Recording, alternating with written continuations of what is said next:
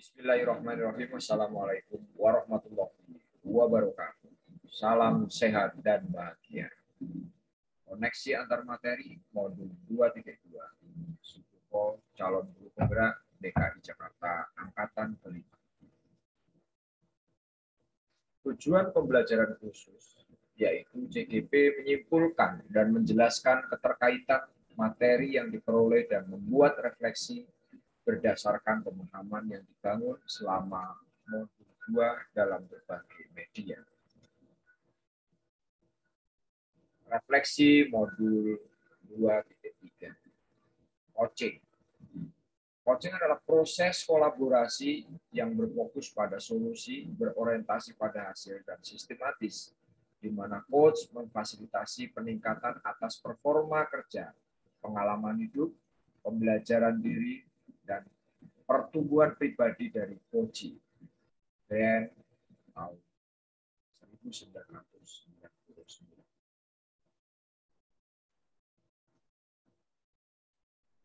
Paradigma berpikir coaching.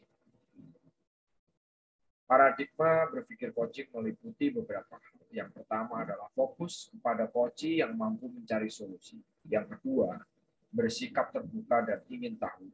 Dan ketiga, memiliki kesadaran diri yang kuat. Serta yang keempat, mampu melihat peluang baru dan masa depan. Prinsip coaching. Prinsip coaching ada 3, yaitu kemitraan, proses kreatif, dan memaksimalkan potensi. Pada prinsip yang pertama, yaitu kemitraan, posisi coach dalam proses coaching adalah mitra. Ini berarti posisi coach dan coachee adalah setara. Tidak ada yang lebih tinggi dan tidak ada yang lebih rendah. Proses kreatif adalah proses mengaktifkan pikiran. Coach menuntun coachee dalam menemukan ide-ide dalam mencari solusi atas masalahnya.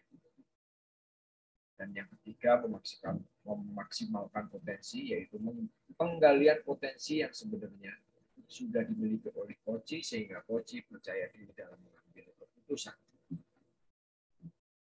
Coaching dalam konteks pendidikan. Filosofis Ki Hajar Dewantara. Proses coaching sebagai komunikasi pembelajaran antara guru dan murid. Murid diberikan ruang kebebasan untuk menemukan kekuatan dirinya dan peran pendidikan sebagai pamong dalam memberi tuntunan dan memberdayakan potensi yang ada agar murid tidak kehilangan arah dan menemukan kekuatan dirinya tanpa membahayakan diri. Sistem Among.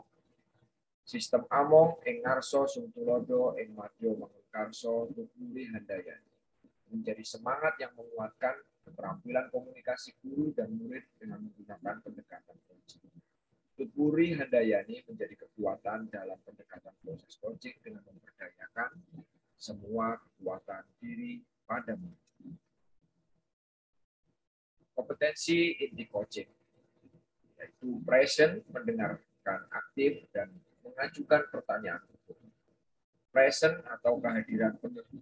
Kemampuan untuk bisa hadir utuh bagi coachee atau di dalam coaching disebut sebagai coaching presence, sehingga badan, pikiran, hati selaras saat sedang melakukan percakapan coaching.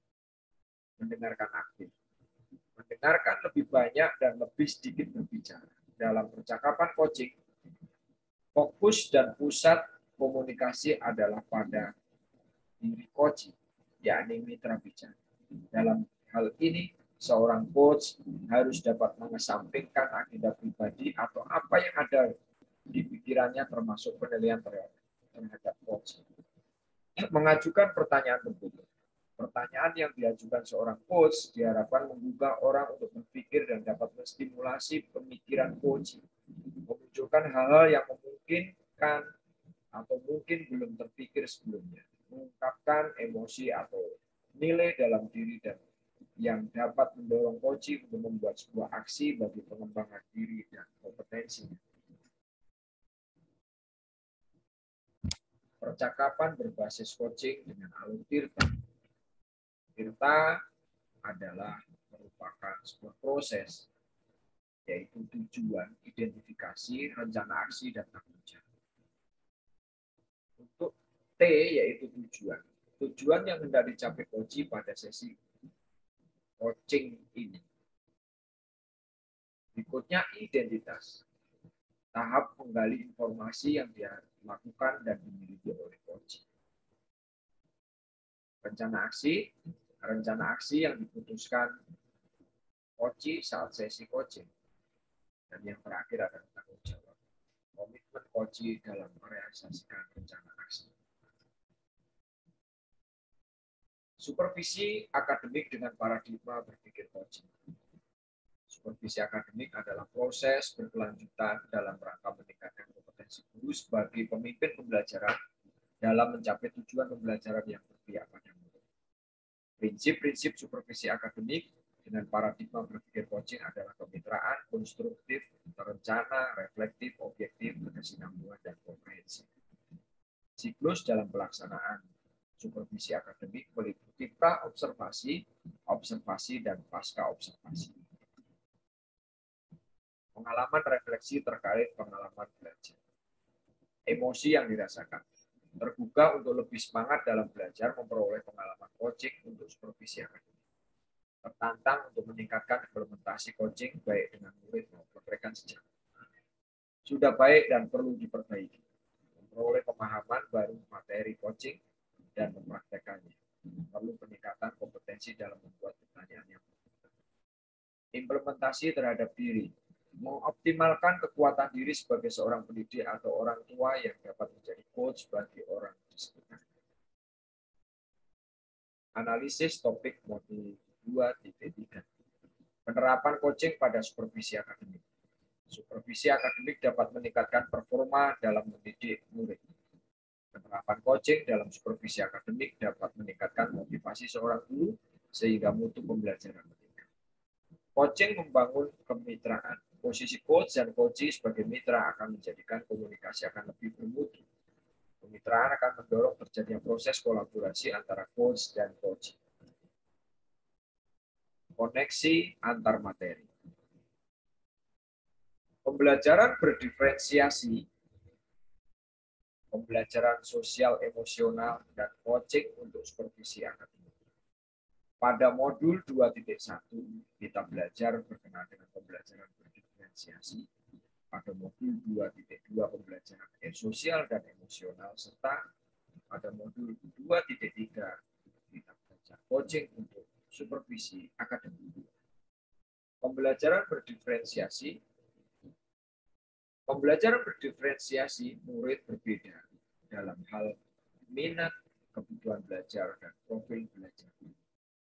Kompetensi sosial dan emosional meliputi kesadaran diri, pengelolaan diri, kesadaran sosial, dan keterampilan berelasi, serta pengambilan keputusan yang bertanggung jawab. Coaching untuk supervisi akademik, proses penemuan solusi atas permasalahan yang mengaktifkan pikiran coach dan coach. Setiap murid memiliki minat, kebutuhan, dan profil belajar yang berbeda. Murid juga memiliki kesadaran diri, pengelolaan diri, kesadaran sosial, keterampilan berelasi, dan pengambilan keputusan yang bertanggung jawab yang berbeda.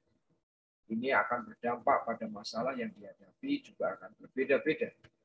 Guru sebagai pemimpin pembelajaran diwajibkan dapat menjadi coach dalam menuntun murid mendapatkan solusi atas masalahnya. Guru sebagai pemimpin pelajaran mampu menjadi coach atas masalah yang dihadapi rekan sejawat dalam mencari solusi atas pelayanan pembelajaran yang menuntut penerapan pembelajaran berdiferensiasi dan pembelajaran sosial emosional maupun masalah pribadi yang dihadapi rekan sejawat. Ya, koneksi antar materi 2.1, 2.2. Artinya, setiap murid, setiap rekan guru berdasarkan pembelajaran berdiferensiasi dan pembelajaran sosial emosional. Karena setiap murid dan guru adalah unik, setiap murid dan guru adalah berbeda, setiap murid dan guru memiliki latar belakang yang berbeda pula, ya kondisi psikologis yang berbeda pula, maka permasalahannya juga akan. Seorang guru yang bertugas atau berprofesi atau berposisi sebagai sebagai coach, maka seorang bisa coaching muridnya dan coaching mereka sejawat sehingga mereka dengan pikiran aktifnya bisa menemukan solusi atas masalah. Terima kasih atas perhatiannya. Guru penggerak, bergerak, tergerak, dan menggerakkan. Salam sukses dan bahagia. Wassalamualaikum warahmatullahi wabarakatuh.